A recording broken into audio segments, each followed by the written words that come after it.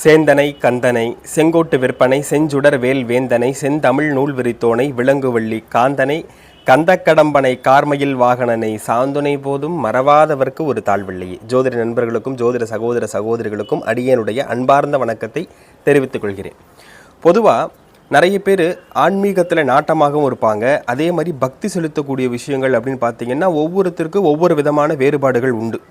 சிலர் மந்திர ரீதியான பக்தியை வெளிப்படுத்துவாங்க, சிலர் விரதங்கள் ரீதியான பக்தியை வெளிப்படுத்துவாங்க, இன்னும் சிலர் அக்னி இறங்குதல், அழகு குத்துதல், பாத யாத்திரை செல்லுதல், இப்படி பலவிதமாக அந்த தெய்வத்தின் மீது அன்பு கொண்டு அவர்கள் செயல்படக்கூடிய அமைப்புகளை நம்ம பார்க்குறோம். அந்த வே ஆஃப் ப்ரெசன்டேஷன் நிறைய பேருக்கு மாறும்.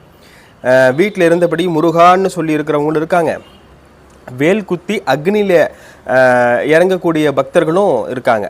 ஆனால் பக்தி அப்படிங்கிறது எதன் வழியாக வருகிறது? இது ஜாதகத்தில் நம்ம அதை பார்க்க முடியுமா?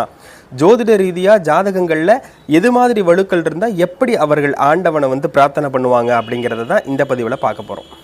பொதுவாக ஆன்மீகம் அப்படின்றத பொறுத்த வரைக்கும் ஸ்பிரிச்சுவல் ஓரியன்டாக இருக்கக்கூடிய அத்தனை நபர்களும் பார்த்திங்கன்னா ஜாதக ரீதியாக குருவும் சனியும் கேதுவும் இந்த 3 கிரகங்களும் மிக வலுவாக அமைந்திருக்கும், ஒன்றோடு ஒன்று தொடர்பு கொண்டிருக்கும் அப்படிங்கிறதுல மாற்றம் இல்லை. அதே சமயம் இந்த குரு சனி கேதுவில் இந்த 3 கிரகங்களில் எது அதீத பலத்தை அடைஞ்சிருக்கோ அதுக்கு தகுந்த மாதிரி அந்த வே ஆஃப் ப்ரெசன்டேஷன் இருக்கும். அதாவது பக்தி செலுத்தக்கூடிய வழிபாட்டு முறைகள் இருக்கும். இப்போது 6 நாள் விரதம் இருக்கிறவங்க இருக்காங்க, சஷ்டியில் ஒரே நாள் விரதம் இருக்கிறவங்க இருக்காங்க, விரதமே இல்லாமல் முருகன் மீது அன்பு கொண்டவர்களும் இருக்காங்க. உதாரணத்துக்கு 63 நாயன்மார்களும் ஒவ்வொரு விதமாக தனது பக்தியை வெளிப்படுத்தினாங்க.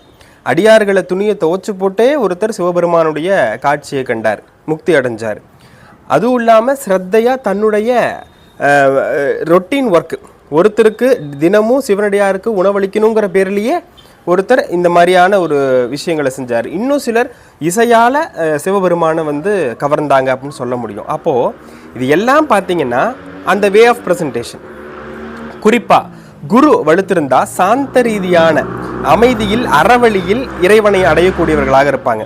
ஜாதகத்தில் இவை சேர்ந்தோ, அதாவது குரு சனி கேது சேர்ந்தோ அல்லது லக்னாதிபதி லக்னத்தோடு தொடர்பு கொண்டோ இருப்பது அப்படிங்கிறது ஆன்மீகத்தில் அதிக நாட்டம் உடையவர் அப்படின்றத சொல்லலாம். அப்போது கேது அப்படிங்கிறவர் ரொம்ப அதீத வலிமையாக இருந்தார்னு வச்சுக்கோங்களேன்.